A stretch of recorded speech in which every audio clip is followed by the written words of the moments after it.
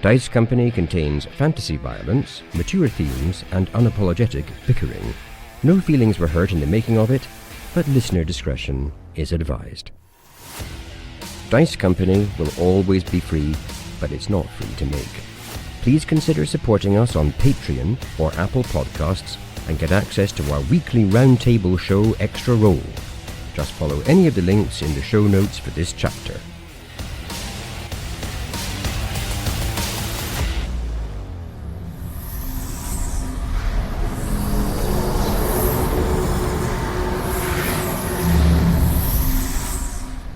The pink vortex rushes over your bruised and battered faces as you're pulled through its twisting kaleidoscope of energy. Tock, Tick, Seeksorrow, Ruffian, and Vander Rex, transforming as he travels, all suddenly tumble out the other side. Petren, your journey is far more chaotic. You are buffeted through the vortex, smashing into its sides and pinballing around. Behind you hear the ripping sound as the portal collapses at speed. Seeksorrow, Tock and Vander, you find yourself stood once again in the fractured, desolate surroundings of Roanoke. The strange wind swirls around, buffeting sand and dirt in all directions. You see the single gnarled tree, the final resting place of Kalen Lux, and in the near distance, the shuttered tavern at the end of the world, apparently empty and closed. And there, stood stationary at the end of a trench created during its crash, is the Sterling. We're back. Amazing. It looks immaculate. The repairs overseen by Tock having settled beautifully, its sails neatly wrapped up atop the main stick. Oddly, out of one of the galley portholes are sprawling green vines creeping along and down towards the hull. On the vast and expansive poop deck, you see 3 automatons hard at work, scrubbing dirt away, trying to maintain its appearance. 3? The rampway is down, and Petren falls out of the portal, which promptly closes behind him. Petren! I'm glad you could join us, Vander says, stumbling to his feet. Query, Petren. Where is Squirrel? Squirrel. Yeah. Oh, give me a minute, Tock. And you can see that Petren is scorched. Petren has very clearly been badly burnt and has had a horrible trip here and looks quite dazed and not looking on top of his game. And he says, Squirrel, I'm sorry, Tock. I'm afraid she didn't make it. Query, has she proceeded to Sanctuary? No, that's not what I meant. I mean, when I say she didn't make it, Tock, I mean, I'm afraid she died. Query, please ascertain likelihood, certainty of death. I'm afraid I'm entirely certain. Did none of you see the dragon? Negative. As you were running towards the portal, this enormous dragon landed in the courtyard. It was at least 20 feet tall, and that's why I look how I am. I got caught in its flame breath, and it was being ridden by a man. He was wearing a mask, a little bit like yours, Vander, the half face mask, and it had a sort of crown. I think the man had enchanted the dragon somehow, and the dragon was the man's slave, I think, and then I'm sorry, it's all a bit of a blur. Squirrel was there, and Alexa. Squirrel was engulfed by the flames. I saw her. I saw her. But Alexa, she was all right, and there was another man next to the masked man. He was a strange looking, incredibly tall and thin, sort of hooded figure, I think. And then Alexa said something to him, and I think she killed him.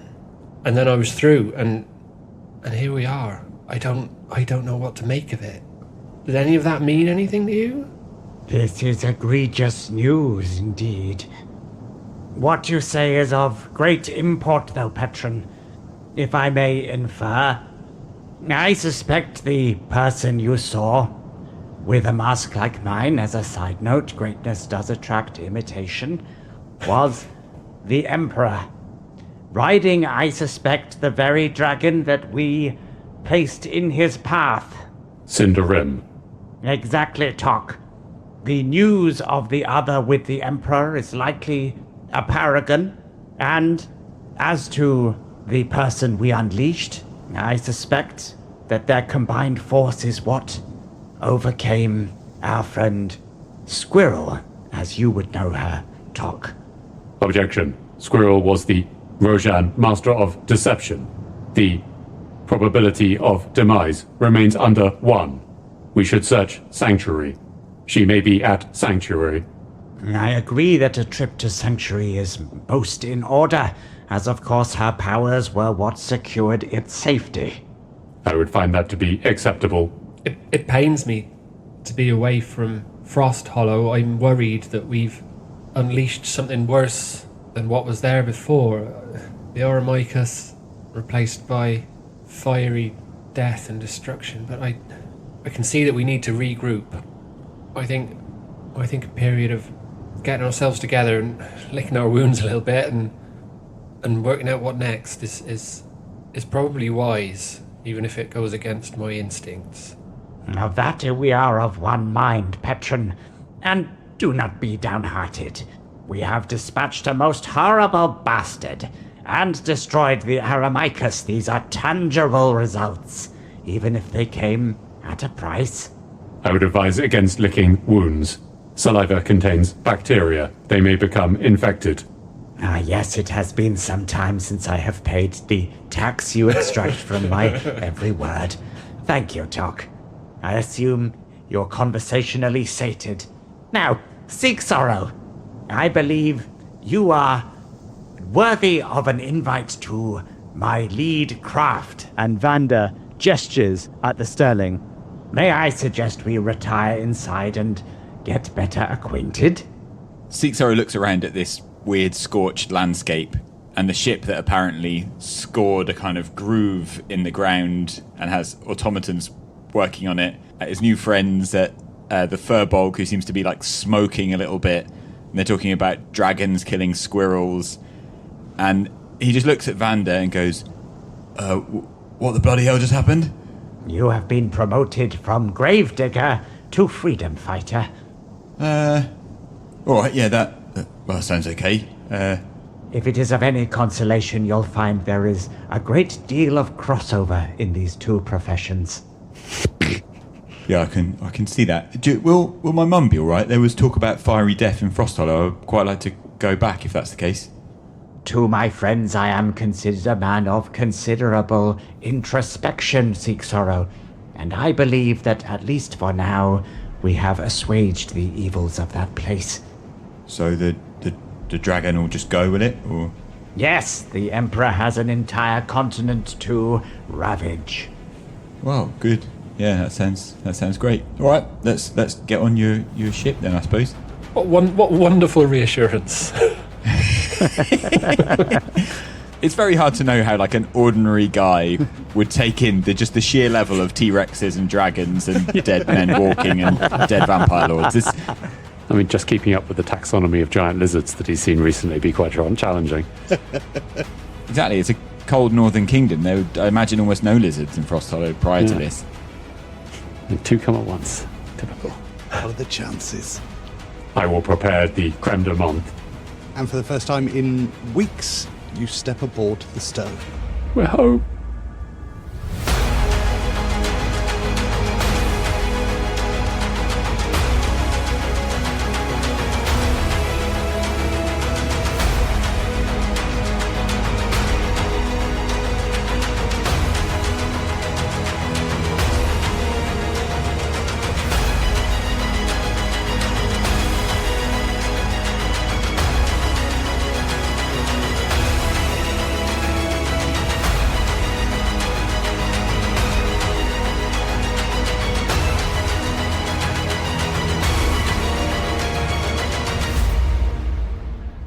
Welcome one and all to Dice Company's Small Embers Chapter 69. Nice. We're a group of friends weave tales of triumph, heroism and despair under the guise of playing Dungeons and Dragons. My name is Tom and I'll be your DM through the continuing adventures of this group who just took down a bloody vampire lord. Group who just took down a bloody vampire lord, please introduce yourselves and tell us one fun fact about your characters. He was only bloody because he was covered in my old character's blood. And Al nominates to go first. Hi, I'm Alex, and I'm playing Seeksorrow, and I want to talk to you this evening, today, whenever you're listening. Oh my god, this is a terrible start. I want to talk to you today about Seeksorrow's axe. So, Seeksorrow carries an enormous two-handed battle axe. Now, Seeksorrow and this axe have been together a long time. They've been through thick and thin. They've cut through some thorny problems together. But in recent months and years, in his time as a gravedigger, the axe has been largely forgotten, or at least put to one side, perhaps for future use, as indeed it turned out. And the fact that I want to tell you today is that the axe is called Betty. She's Betty the battle axe. I love it. There's nothing I love more than a named weapon. I don't want to rain on your parade, but I'm pretty sure that whenever Scott, aka Bardell Shorts, names a weapon himself, he calls it Betty. Was that that's intentional? I don't think he's done that in this series, and therefore, I was completely unaware of that. I just thought Betty the Battle Axe was a funny name. Yeah, it is, and you've claimed it.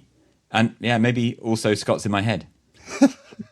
He lives there. Maybe I'll have to fight Bardell Schultz for the honour. Exactly, we'll find out who's the true people's champion. Well, I am a folk hero, Seeksorrow, so... Action Surgeon! That would actually be an interesting fight. It would be. It'd be very interesting when I spread Bardell Schultz out with the edge of the blade like butter over a piece of hot toast. I love Seeksorrow. He is full of piss of vinegar. Come at me, Bardell. Hello, I'm Dave and I play Petren Oakflower. Petren had a rather nasty encounter with fire in the previous episode. And that was physically painful, but also somewhat mentally scarring because it reminded him of his old life where he lived just outside a human settlement and had been on good terms with the villagers before the villagers changed with the influence of Ericsson and the Aramikos, and they drove him away with flame. So you're saying, as the DM, I can use fire against Petren? It's like the Hound. He's not scared of fire. You'll have noticed that he's used create bonfire, etc. previously. But I guess large conflagrations is not something he is fond of. Well, I mean, he's not exactly alone in that, is he? No, it's not. It's not an irrational fear, is it? Yeah. He's so weird that he hates giant conflagrations in his immediate vicinity. Yeah, it's right up there with a fear of buttons. I like it. It's a good fact. Hi, I'm Harry, and I play Tock, an imposing 6'8" automaton. So automatons are traditionally physically created as humanoids. So there are major physical sort of similarities with the basic functionality of skeletal and muscular structures. Gnomish philosophers have theorized that this design was intuitively motivated to assist the weaker empathic circuits found in humans. However, now that the human empire has stripped automatons of sentience and thus personhood, this empathic response is vestigial and continues due to simple morphological inertia. The general expectation in the community is for an imminent wave of experimental and bizarre non-humanoid designs and configurations. I tell you what, I'm sure we're all absolutely sick of morphological inertia. Oh, yeah. Been reading my Discworld. Very nice. I was just saying to a co-worker today, actually, I'm absolutely sick of this morphological inertia. Honestly, it's everywhere. Yeah. Just wears you down, doesn't it? It does. Yeah. I'm looking forward to this new multi-shape automaton unit. Millipede spider pigs. Bear with us as Dice Company goes horror. What's horrific about a millipede spider pig? Sounds cute. Petren, are they natural? You find them in some certain places from time to time. They're poorly adapted to survive in nature's great tapestry, though, for obvious reasons. Hi, I'm Charlie, and I play Vander Finnick. As is his way, in a quieter moment after the battle, a memory of Vander's childhood resurfaces. The summer festivals that used to be hosted by his great house. His favourite attraction was always the puppet show where a clever dragon faced off against a hapless tin pot knight. The noble, brave but foolish would scale the hill and challenge the dragon, only to be outmatched at every turn. In the final act, the knight would make one last doomed stand, only to be consumed by the dragon's fire, a spectacle meant to show the house's power. These memories once filled Vander with warmth and pride, but now something in him aches for the knight. There is true courage in his futile struggle, and it would be a pleasure to know one such as him. Vander is Sisyphus. Oh. I feel like Vander did know one such as him. Yeah. I think he did too. Yeah, I thought you guys were going to worry that I was going to say Vander smiles as, he realizes the dragon was morally right. Vander smiles has something about soup. something soup. A little bit of housekeeping. Don't forget to join our Discord. Check us out on YouTube. Hang on. Make sure to check the extra roll feed for the latest episode of Around the Campfire. And please remember, what seem to us as bitter trials are blessings in disguise. So let's turn the page on the next chapter of Small Embers. That was Westlife, yeah. Shut up! You promised.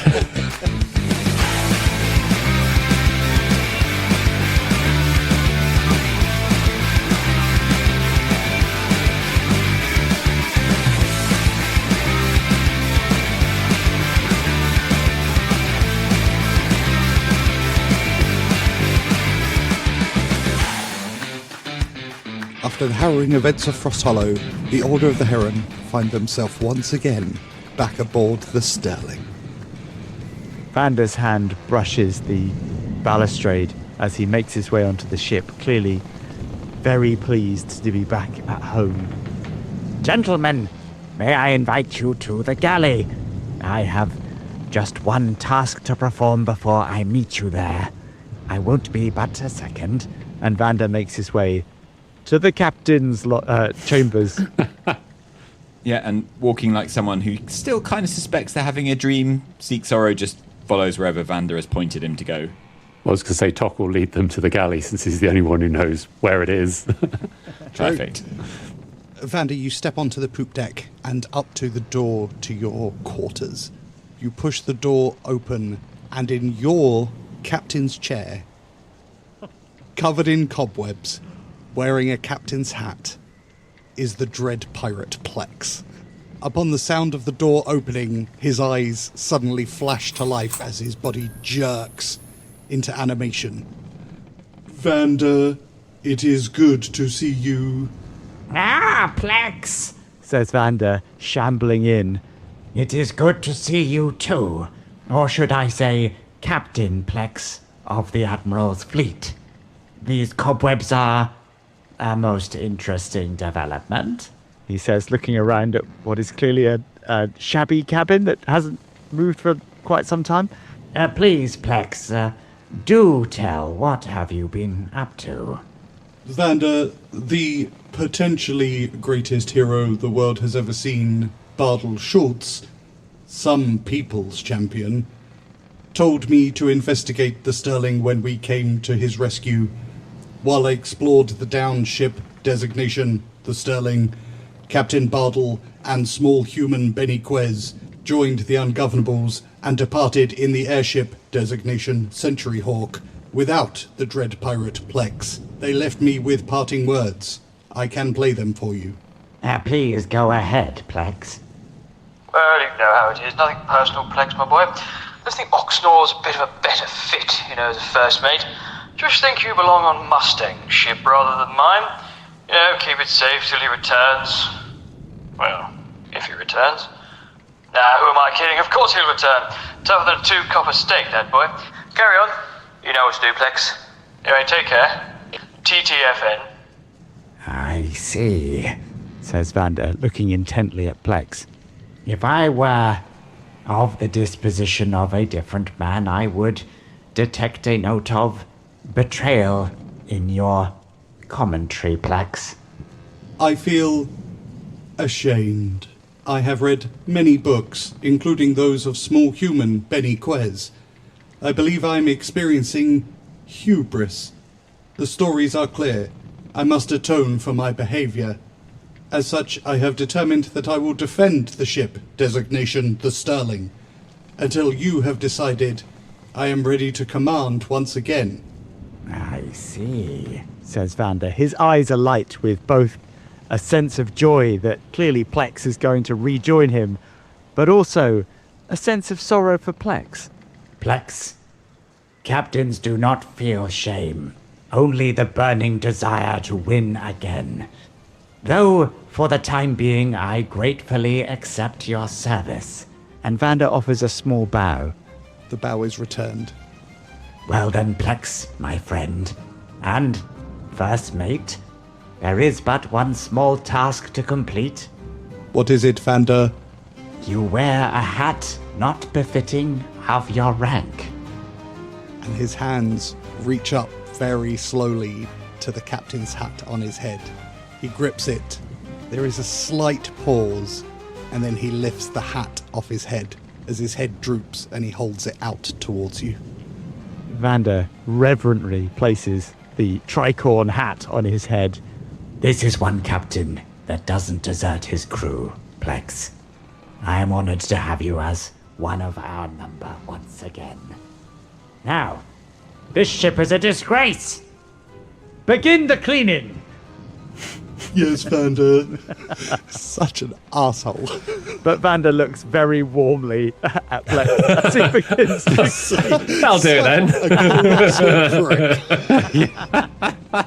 Now, I have matters to attend to downstairs. And Vander makes his way from the captain's quarters.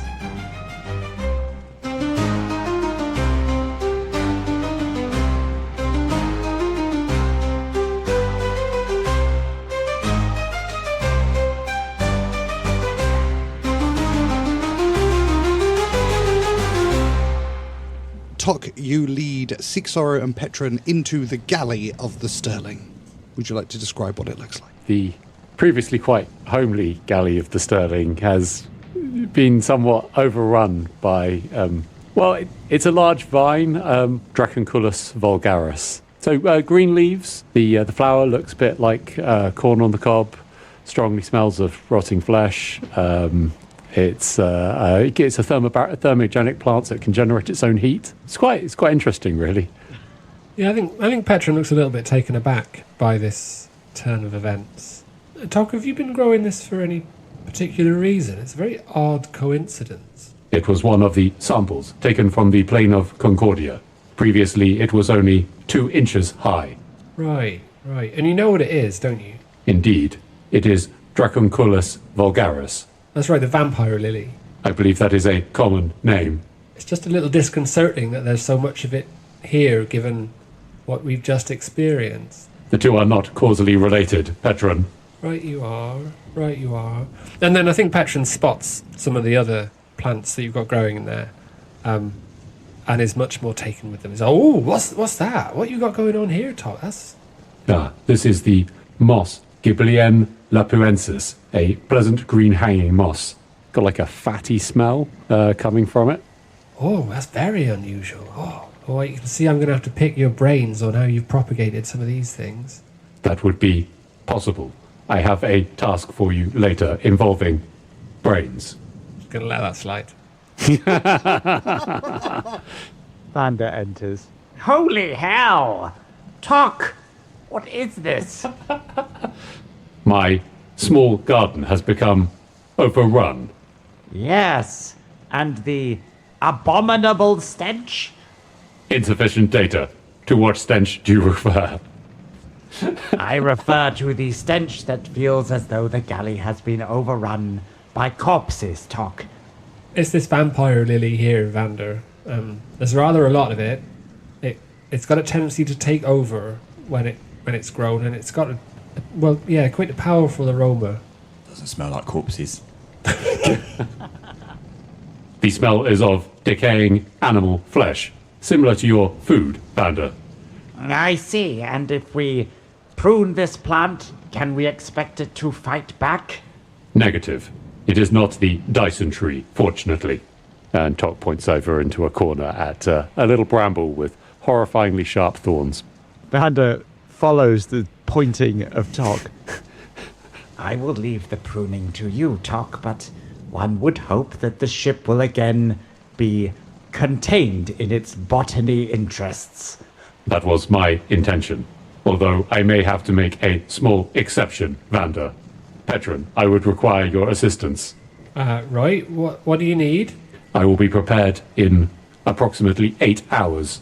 I will need your expertise at knowledge of fungi and growth of plants. Ooh, fungi. All right, well, count me in, yeah. I'd be glad to help. I will begin preparations shortly. A word to the wise, Petren. Tock does not sleep, so the time he is referring to is 3:45 in the morning. Well, no time's too late for fungi, Vander. I stand corrected, then. How charming. Shall we adjourn to the one vacant table? Right you are. Tock produces a large green bottle and sets it on the table. You recognise this creme de menthe. A slightly worried look on Charlie's face then. It is the rotting flesh-scented pollen from the vampire lily. Yeah. Am I to assume this is a peace offering? Vander says, his eye lighting up. Tock goes quiet for a little bit to consider what Vander has said. Wise words, Tock. And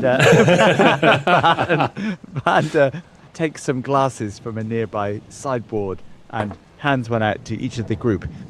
I feel the time has come to discuss future plans. I think you might be right there. So in the short term, we're all agreed that sanctuary is I believe that's what you called it, sanctuary? Indeed. Might be a place of, sanctuary, presumably, where we can take a breath and work out what we're doing.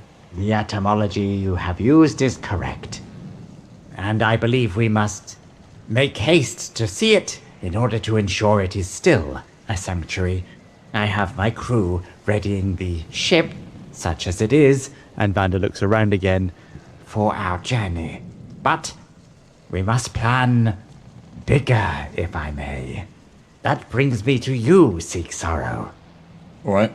So Seeksorrow, just looking like everyone seems to be really disconcerted by the plant, and Seeksorrow doesn't really understand why, like everything that's happened. Everyone's like, "Oh, there's a plant in our kitchen. We should apparently focus on this." Ah, yes, I see that events have rather overtaken you for the time being. Allow me to use a metaphor. Seeksorrow, in you I see the seeds of usefulness. Your acts of great violence in the moments before we passed through the portal were almost inspiring in their gruesome ferocity. Well, that's very kind. I don't like to do violence except if it's needed. In defence, I like to think. I don't want to go and hurt people if I don't have to. Quite so, I am cut from the same cloth. Vander is all about useful. Well, I'm happy to be useful. It's a tricky one for me because I was happily going along, just doing my job, putting people in the ground. Then they started coming back out of the ground, and then there was a vampire and maybe a dragon, and there was a dinosaur. I don't know if you saw that there was a dinosaur at one point, and all of that happened, and now that all seems to be sorted out. So I don't really know where I am now, but it doesn't seem like I'm anywhere near home, and doesn't really feel like my old job's open anymore. So I'm a bit confused as to what to do next, to be honest, Mr. Sky Captain. I see entirely. And Vander slides a glass across to him. The world is not as it was. You have passed through the looking glass and there is no way back. A predicament? Seeksorrow picks that up, lashes it down, and slides the glass back towards Vander. Delectable, isn't it? That's actually a lot better than I was expecting, if I'm honest. Well, more of that where we're going, Seeksorrow. I understand your trepidations, Vander says, moving the glass between his fingers. But I see in you a glorious future. One where your ability to defend will be taken to its very limits. Well, without getting into, old issues, I don't necessarily want my ability to defend to be put to the wrong use. Of course. Tell me what use we can put it to, and, what about these two other big useful people here too? They look like they've got some defending power as well, I'd say. They do indeed. Petren, I believe we owe you answers too. What are your views of our current situation, how you have admirably defeated your foes? Well, I don't know, Vander. To be honest, I'm torn between two parts of my instinct. The first, to return to Frosthollow, to be involved in the rebuilding and all the work that must come from the overthrow of Wolf Eriksson and the destruction of the Aramicus. It's not enough just to remove it. We've got to allow things to grow back, and I believe I could help with that. I think I'm probably more concerned than you about the outcome. The Emperor and the Dragon. I fear there's still a lot of upheaval and a lot of risk attached to Frosthollow, and part of me feels I should return and do what I can to help, but we realised along the way that there are more and bigger enemies than Wolf Eriksson. He was just a piece on a chessboard. Not a king as I imagined, but a lower ranked figure, and I don't know if I need to be involved in the larger battles that are sure to follow. I don't know at the moment. The consequences will be felt by all, Petren. You are both quite right, says Vander, standing. In the battle I saw a vision. Someone even more powerful, I suspect, than the Emperor. A shadowed figure that refers to himself as the Hushed One. Petren, if you wish to truly defeat the Aramicus, you are right. You must go to the source of the issue. The evils that permitted it to grow and pervade in the soil you love so much. And Seeksorrow, if you wish the world to return to the way it once was, you too must journey to the source of the issue. Tock, I know, has been on many adventures with me, but in you too, I see two figures spun by the wheels of fate and ditched here with us. A choice before you then.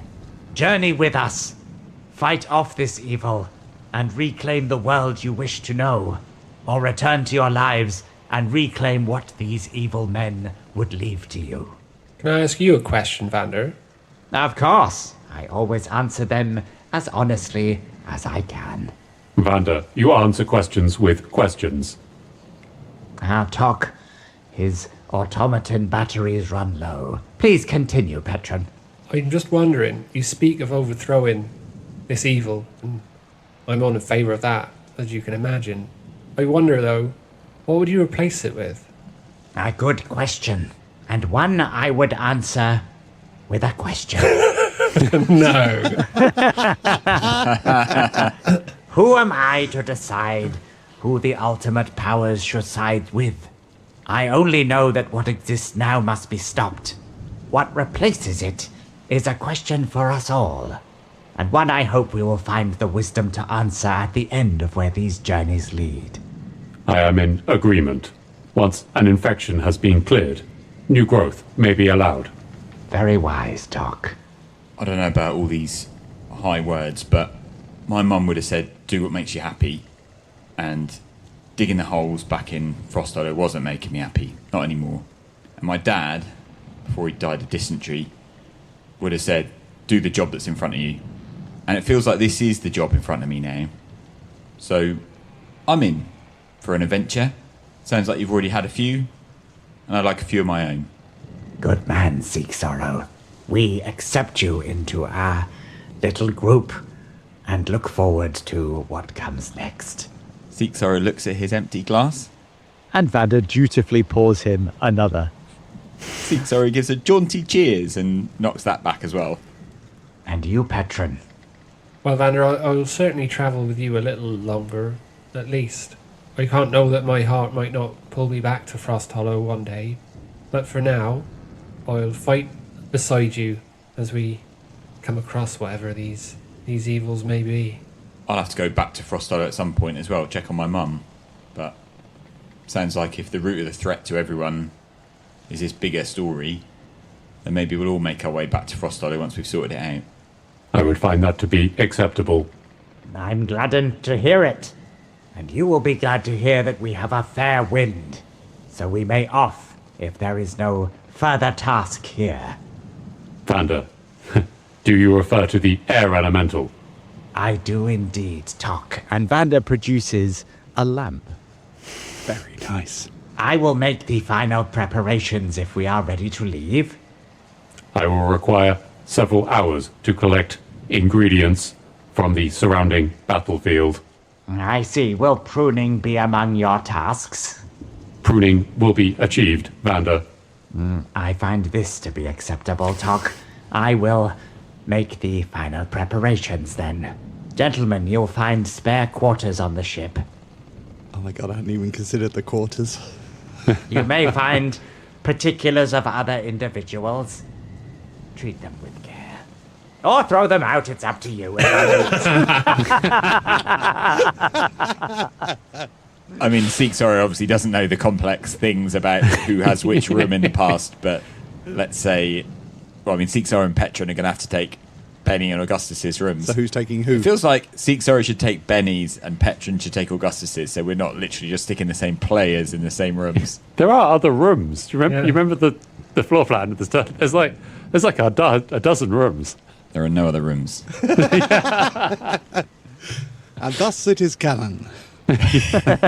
Oh, we should build one of those. I think I were eaten by the Quexa. I can never remember how to say that thing, but the flying dragons. Yeah.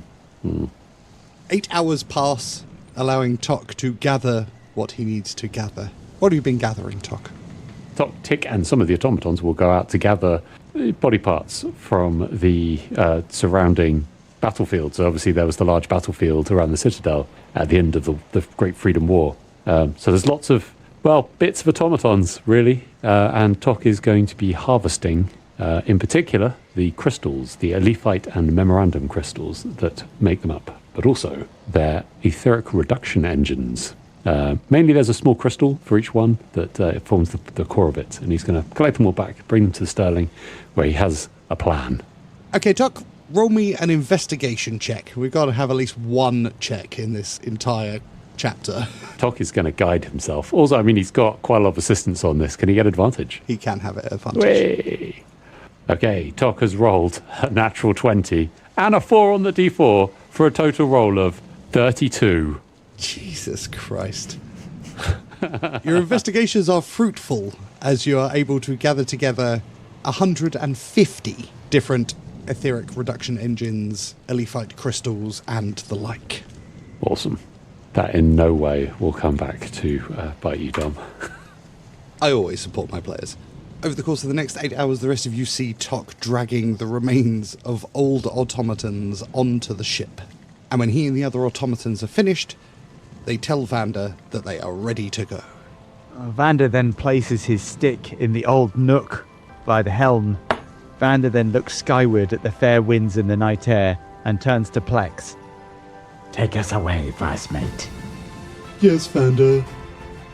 And the Sterling, for the first time in weeks, creaks and lifts off of the ravaged lands of Roanoke, heading with a fair wind in a southerly direction.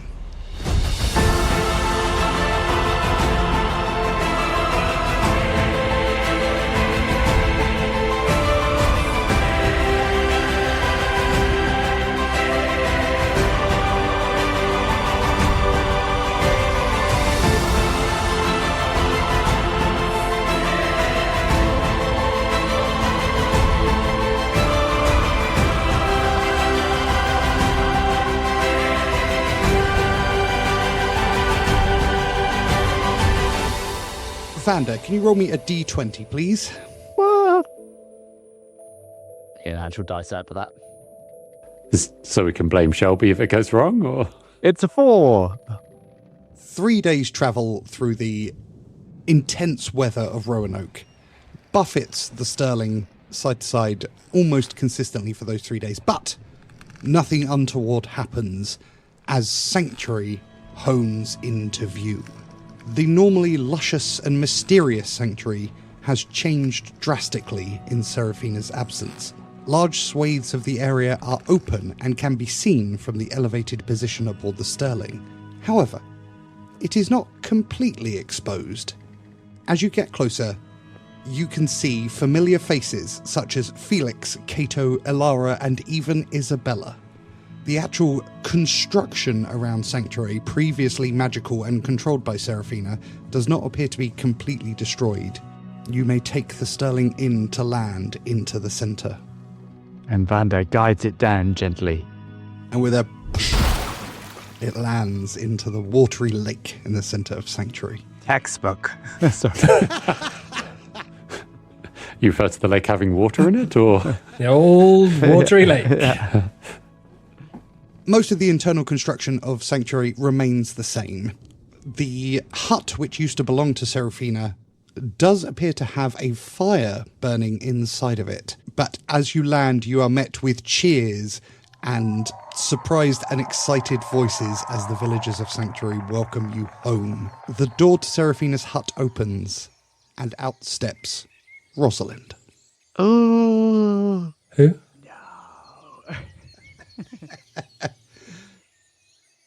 Oh, hello, Mr. Finnick, you've returned. Rosalind, a rare delight and surprise to see you. I can imagine. I've picked up the slack slightly since Seraphina left. I don't suppose you know when she's going to return, do you? On that, I have ill news, I'm afraid. With regret, I report that Seraphina may no longer be with us. I note that the defenses of this place have changed somewhat. This may be due to her demise. Oh. Oh dear. That is troubling news. I have done my best in her absence to maintain the protections, but I'm not as powerful as she is. Was. Well, it is still lovely to see you, and Tock, and 2 new friends. But tell me, where is Adam Fustus? Query, who is Adam Fustus? He was your friend. We travelled together on the Sterling. A tall, human, moustache, top hat. You refer to Fabian Augustus Zeno Denothlian. Oh, do I? Oh, I must have got his name wrong. He is deceased. Oh. Oh, that is sad. We have paid much on our travels, Rosalind.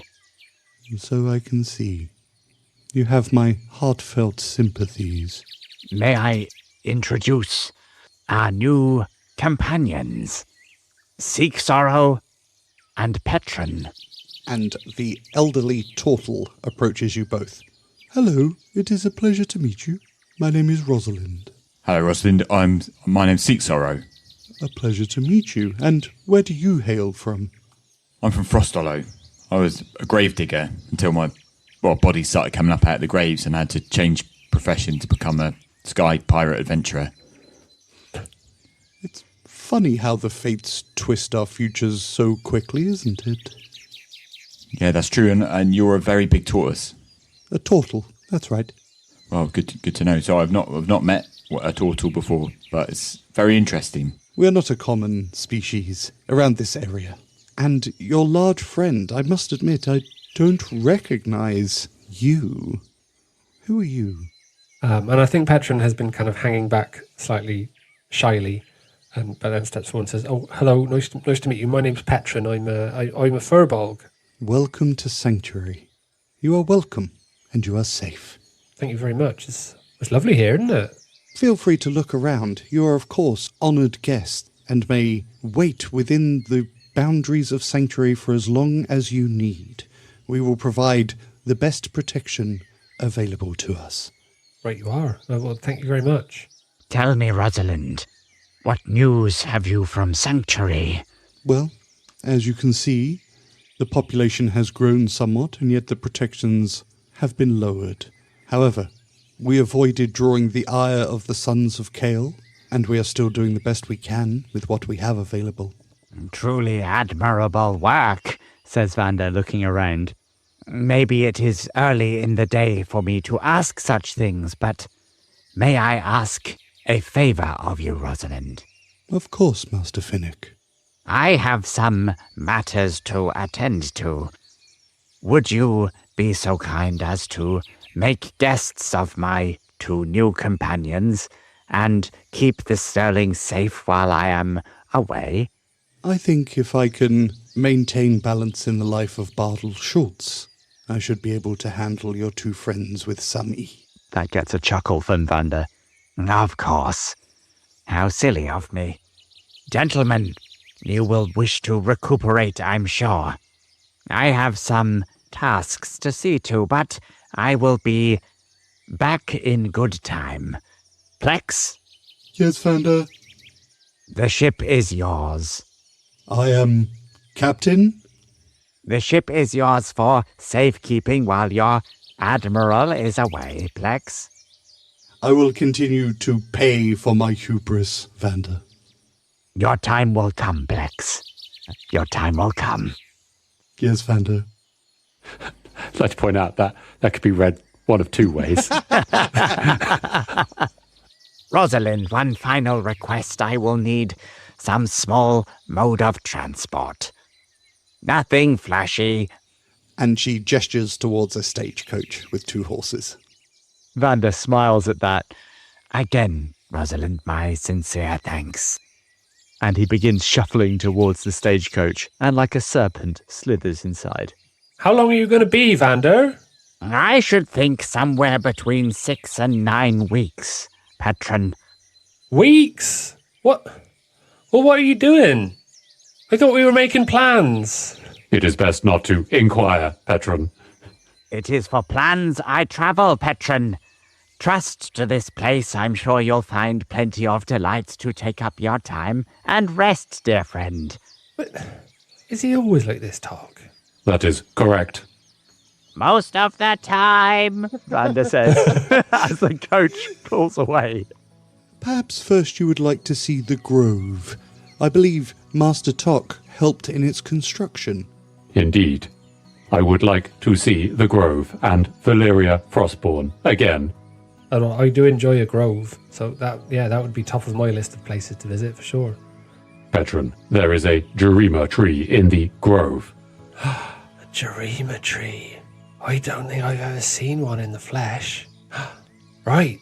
And yeah, Vander's instantly forgotten. Petren had a lot of questions for a moment there. I was wondering why Vander was wandering off kind of unannounced, but yeah, doesn't care anymore. Jerima tree, let's go. See, for Tock, Vander just does wander off randomly, so you just accept it, I guess.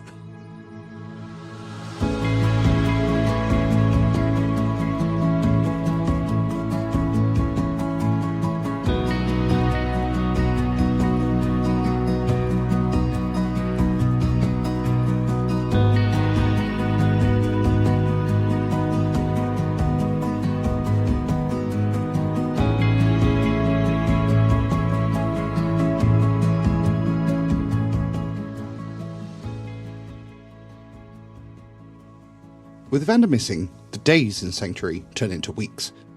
During that time, Petren spends most of it in the Grove, helping to tend to the flora and fauna, and even helps to develop new foraging techniques, increasing the food available to the townsfolk.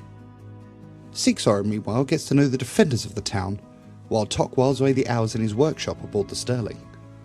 They are kept abreast of information by Rosalind and various newspapers that come in from the Kalian Empire of exactly what is happening, with one notable story catching their eye. Tragedy strikes Frosthollow. Following the death of Warden Wolf Eriksson in his fight against the strange strand of fungus that had spread all through the region, notes of sympathy have poured in from all over the Old Country. Emperor Salazar himself attended a memorial service in his honour and saw the beginnings of construction of a statue depicting the brave and heroic Eriksson to replace the old dwarven hero in the centre of the city. The title of Warden was offered to Ericsson's only child, a previously unknown daughter simply called Alexa. Because of her age, she declined the position, instead agreeing to act as diplomat for the region. She has joined the Emperor aboard the Ravager as it departed for the far western continent of Goresh. The Emperor's hunger for peace knows no bounds. Elections will be held in Frosthollow in 2 months' time as the region comes to terms with the loss of a true hero.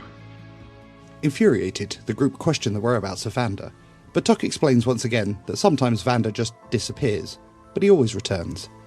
Of more concern to him is that his attempts to contact Benny have been met with silence, although Tock is heard to comment that this is true roguish behaviour and goes back to his workshop. News reaches the group about Slatehome. The subjugation of the city is complete. The Tamrace Foundation, under the control of the Empire, have closed the gates of the city. No one in or out without strict documentation. Most of the gnomish population who did escape are now in Dietmond, under the protection of Bastian Einsteiger. Those who are less fortunate have been put to work. Great machinery has been transported there, reinforced by a small number of the Sons of Kale, who keep order along with the Bounders. It has been isolated from the rest of Ovik, and nobody is quite sure what is happening. In response to this, Tock takes time to visit Dietmond with his new friends, explaining in detail the Order's last visit there. It seems the Knights of Scarlet have successfully removed the followers of Kale and desecrated the temple to their wicked god. Having begun to rebuild, they have reinforced the city ahead of suspected attack from the Sons of Kale, but no such retaliation occurred. The Emperor's prized regiment bypassed Dietmond and made their way straight to the Endless Desert to push back the invaders of the Crimson Reach to the south. Commander Bastian Einsteiger has begun training a new generation of knights who will be sent out to other major cities to protect them, just like the good old days. They are despondent to hear of the passing of the Heron Knight, and in a small ceremony they write the final passage in Augustus's book, close it, and place it in the Library of Heroes. Tock spends some time in private checking on the automaton Sir Cog to make sure he is running at peak efficiency. Upon their return, some weeks later, Tock approaches Petren in the Grove of Sanctuary. Offers him 2 small bowls, both of which contain like a brown, almost like metallic, oily smelling substance in them. Petren, I have a request. Your knowledge of botany. Right, you are, Tock. I'd be happy to help if I can. Do you recognize this fungus, Petren? And Tock will hand him the 2 bowls. Well, I've seen similar, Tock. I don't know if I've seen this exact strain, but can't be too far off things I've come across, I wouldn't have thought. It is the exact strain that I am querying, Petren. I believe the sample on your left has been tampered with, corrupted. I see. And you want me to help you work out if that's the case? That is correct. The sample on your right is from my own brain, from my cranial case. The sample on the left is from Tick's cranial case. I believe the Emperor, when he took the automaton's sentience, corrupted the Tavistock fungus. I believe this is the seat of sentience in automata. I see. Well, I have some capacity, Tock, to communicate with plants. I guess what I don't know is if I can be deceived by a plant. Outwitted. You can give me an insight check after you've spoken to it.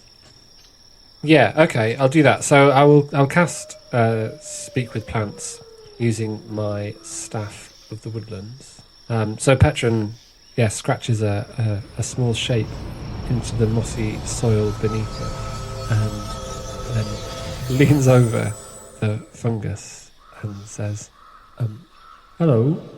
Hello. So I'm also looking at them, and so I've kind of established that they're both kind of responding to what I'm saying, and then I think I might. Petren just whispers the words, "Hush, Dwan."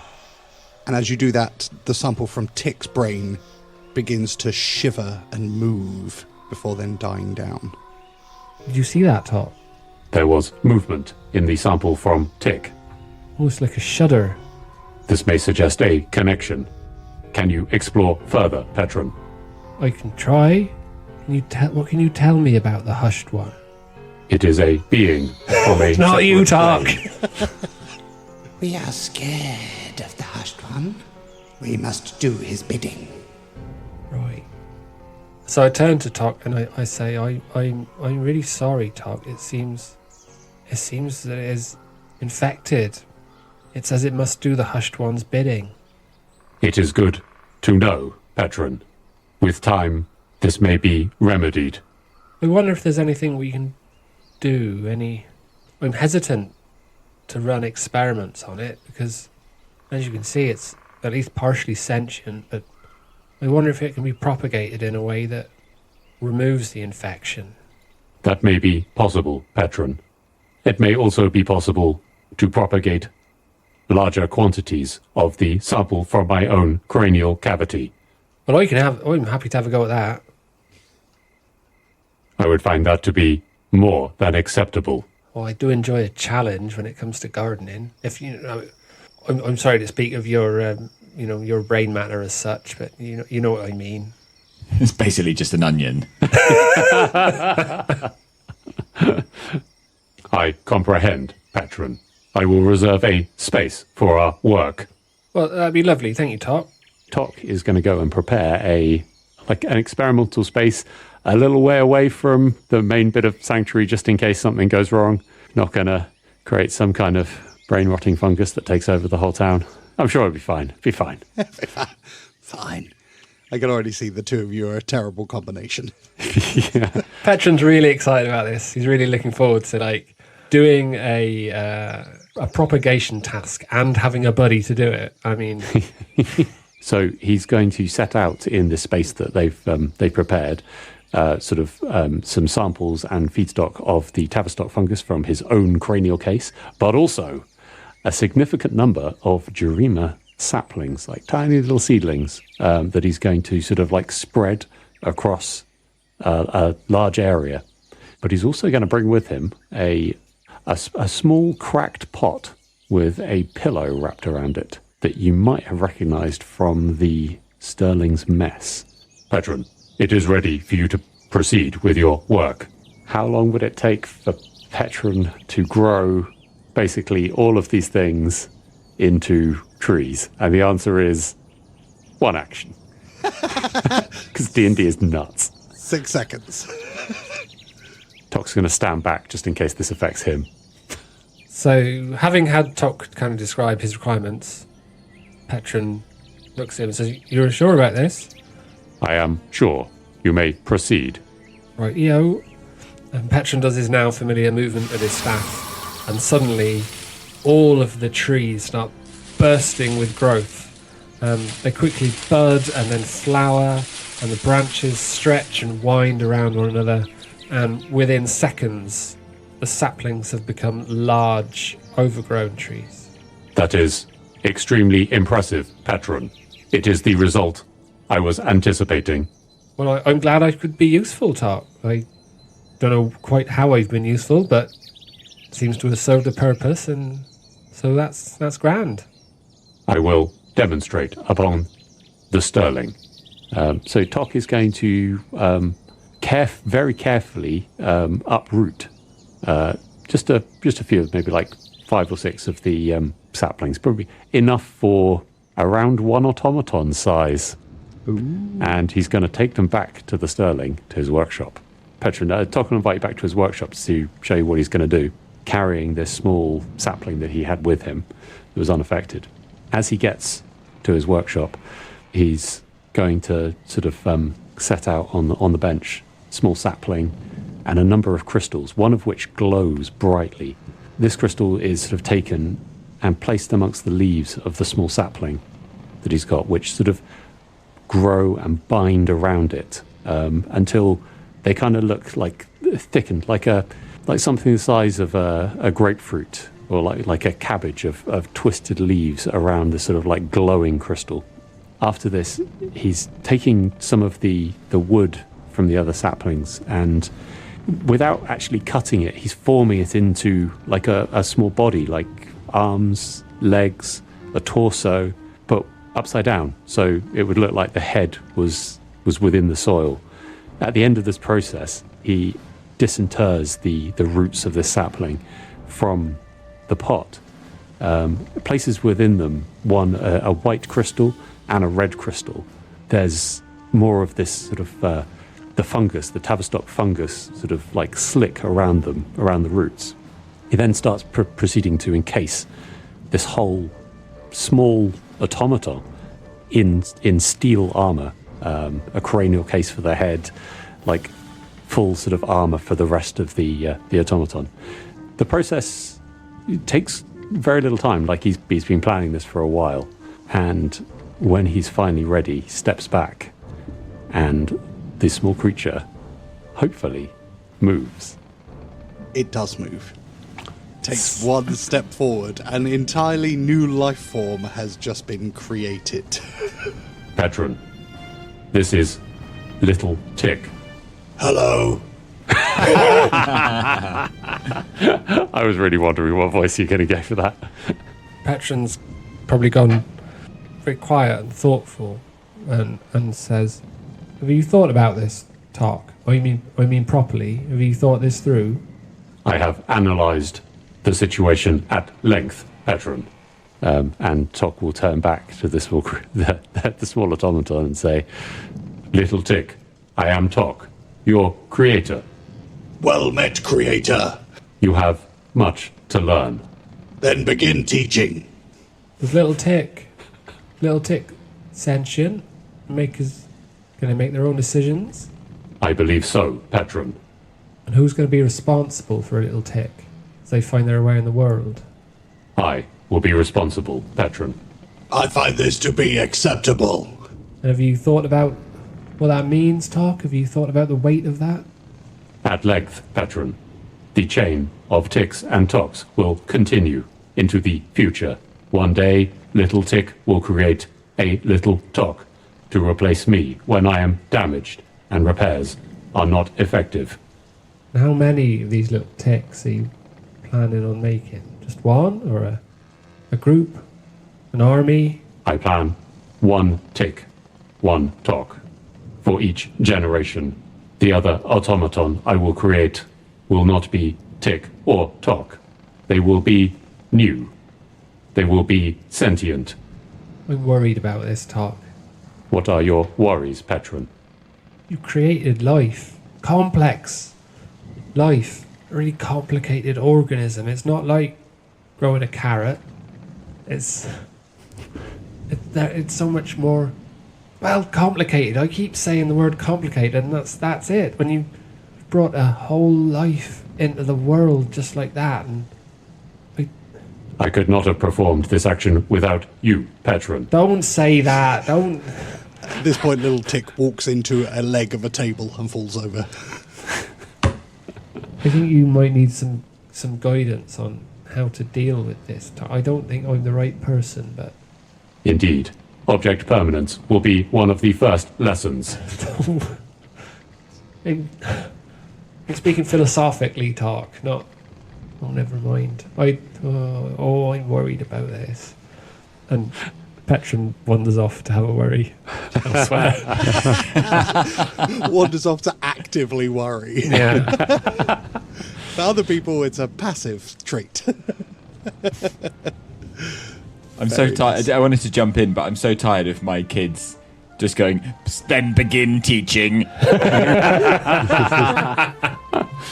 Cease prevarication and begin teaching us.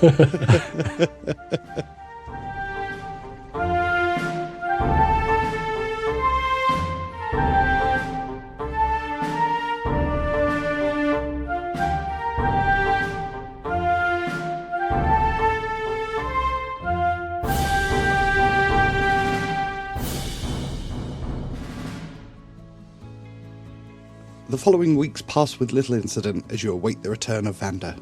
You celebrate All Hallows' Eve with the villagers and begin preparations for the Wintertide Festival. A huge feast is prepared by Rosalind, and there's even an appearance by Tock and his family of automata. Questions are asked about Vander's whereabouts, but the truth is, no one is entirely sure where he is and why he's taking so long. The year ends, And for most of you, the sense of unease about Vander's whereabouts begins to reach a boiling point. When, slowly rolling into town, on the 6th of midwinter, through the thick snow on the ground, is the broken and twisted form of Vander Finnick, atop his stagecoach. Gentlemen, I trust you found your stay here restful, Vander says as if no time has passed. I do not rest, Vander. It has been productive. Of course, Tock, I have missed our little tete-a-tetes. Excellent to find you exactly the same as I left you. And Seeksorrow, Petren, I assume you found time to sleep? Yeah, I like this place, Vander, but I signed up for excitement, so I'm hoping you'll come in with news of our next adventure. Very possibly, Seeksorrow. Your attitude is most commendable. And Petren, you look perturbed. Oh, do I? I have been having a bit of a worry while I've been here, but I've also been having some nice times as well. I've kept myself very busy. I've been, sowing some vegetables and helping out in the kitchens and so forth. It's been very, very pleasant most of the time. I'm a little concerned about Little Tick, but we can get to that. Where have you been? Apologies, Petren. You have concerned me, Little Tick. I am Little Tick. He's a little guy with a big voice. It's funny. Vander's head swings round and presumably scans to see nothing. I don't know. Where is Little Tick? So sitting on, now just like climbing up above Tock's shoulder, there's a small automaton, almost exact duplicate of Tock, but like 1 foot tall, sitting on his shoulder. Says Vander. Petren, I begin to see the source of your concern. A pleasure to meet you, Little Tick. Little Tick looks at Tock, as if asking, what should I say? Little Tick, this is Vander. He is a friend. You may say hello. Hello. A pleasure to meet someone such as yourself. The answer to the question, is there someone on this earth more conversationally inept than Tock? Little Tick is learning about humans and society, Vander. And you are his teacher? That is correct. I have read much on the subject. Well, I've been trying to help as well, but it's not exactly my number one skill as it goes. I haven't really bothered getting involved. It seems that he is growing nicely, Vander says, trying to find a compliment in the strangeness. So, what have you been doing, Vander? Just a few little errands. I visited a rather nice town, some distance from here, with a shiny new pub. There I was able to meet with an old friend and change some trinkets for items of more value. But I also came into possession of some rather interesting rumors. Perhaps we could adjourn to the poop deck, where we discuss such things. We would find that to be acceptable. We? Good Lord. Seeksorrow scuttles up there. He's been sleeping on the ship anyway, because he's keen for an adventure, and sleeping on the ship feels like a little part of that. He wants to be ready to go, and if the ship happens to take off at any point, he definitely wants to be on board. So you guys all head towards the poop deck, the vast and expansive poop deck, the never-ending poop deck, where all decisions are made. The endless glassy plain that is the poop deck. Now, gentlemen, as I said, I have been hearing a rather interesting rumor. By hearing, the proper term would be extracting, but a story for another time. And Vander takes a bloodied tooth from his pocket, throws it in the air once, and then places it back in his pocket. To be added to your collection, Vander? Indeed, Tock. And that does get a smile. Mostly gum still, though. Seeksorrow raises an eyebrow and says, "How did you get that out? Pliers? What did you use?" In my profession, Seeksorrow, we have to be more creative than simple pliers. Seeksorrow going to let that go. He's got his own professional history. Fair enough. Pliers always work well enough for me, but that sounds fine. Jolly good. So, the rumor I heard is of an item of great power residing some considerable distance from here. As you may be aware, our enemies are themselves most powerful, and if we are to defeat them, we must increase our stocks in this game, so to speak. Vander, do you refer to an Elokian benediction? I do, Tock. I do. Or at least, I believe it is such. But we must travel there, I would suggest, and claim this item for ourselves. I don't doubt there will be no small amount of danger in doing so, for the item is possessed by a most powerful family. Tell me, boys, are you up for a journey? And Seeksorrow, an adventure? Can we go on the ship? I want to fly the ship. Ah, a sailor after my own heart. We can, and I will teach you the way of the skies. I am preparing more crew, Vander. Terrifying, but in a strange way encouraging. And Seeksorrow goes scuttling up the rigging just because he's been practicing that. He wants to show that he's a good sailor. He's never sailed on sea or air before. Nice, give me an athletics check. Oh, God. Seeksorrow slams into the deck. 22. Nice. Very proficient.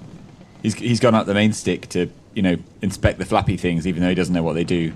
A future lookout, for sure, says Vander, craning his neck up at Seeksorrow, who's presumably got up there pretty quickly. Like a ferret up a trouser leg, he's up there. I will consider that a vote for the plan. How long do you imagine we'll be away, Vander? I'll need to lay on some rations. Plenty of produce that we've got available that I can bring onto the ship. I'll just need to know an approximate time period. Indeed, Petren. I would plan for a journey of some weeks, and my thanks for becoming master of rations and victuals. Oh no, it's my pleasure. I'm very happy to do it. Excellent. Yeah, Petren's going to go to his store cupboard, which he's been working on in the intervening period, and his vegetable garden and all the various bits and bobs he's been setting up in the time in Sanctuary. Useful botany, Tock. There's a turn-up for the proverbial books. Indeed, botany is of much use, Vander. I believe we are somehow agreed. Well then, if there are no further tasks, I suggest we make the ship ready. You hear some cheering from up in the mast. Where are we going? Little tick. We are heading to the vastness of the north. And Vander pauses. My home. And we will end it there.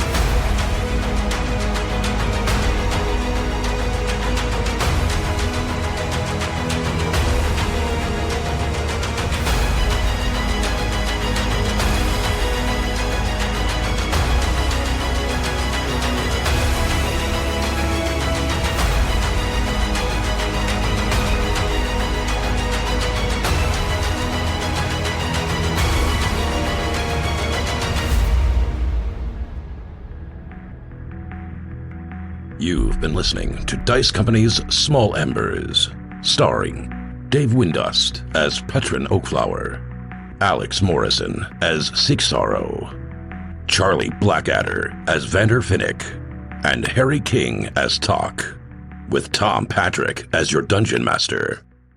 The humans of Dice Company would like to thank the following sweethearts for their support: Zeus Legion, Zero Nova, Sepulchre Stennet, Marky B, Jenny the War Camel, Stephen Sikora, Nori Gosler, Mickey Arnold, Happy Daddy Scotty, Tika, SJ Phionics, Richard Ungamus, Rabbi Camel, Team Stay Toxic, Path Pursuit, Paris Pekar, Liz Beckett, Julia Zeno, Shovels, Queenie, and a special extra thanks to our very own Council of Rojan, Mama Strange, Axel Runholm, and Chris from North London. Rosamond. One final. Rosalind. Oh God, Rosamond. Sorry, Rosalind. What a flex. Yeah. What a flex. Very Vander. Amazing. Right. So you're gonna make us listen to the episodes to get the information we need. You make me so fucking angry. Goodbye. Petren is crushed by a falling geometry. It's fine. I'll bring back Benny. So don't worry. Can't get rid of me. My home. Can you be more specific as to the location of your home, Vander?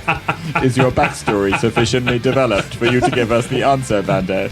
It is a guarded secret collection of mysterious voices.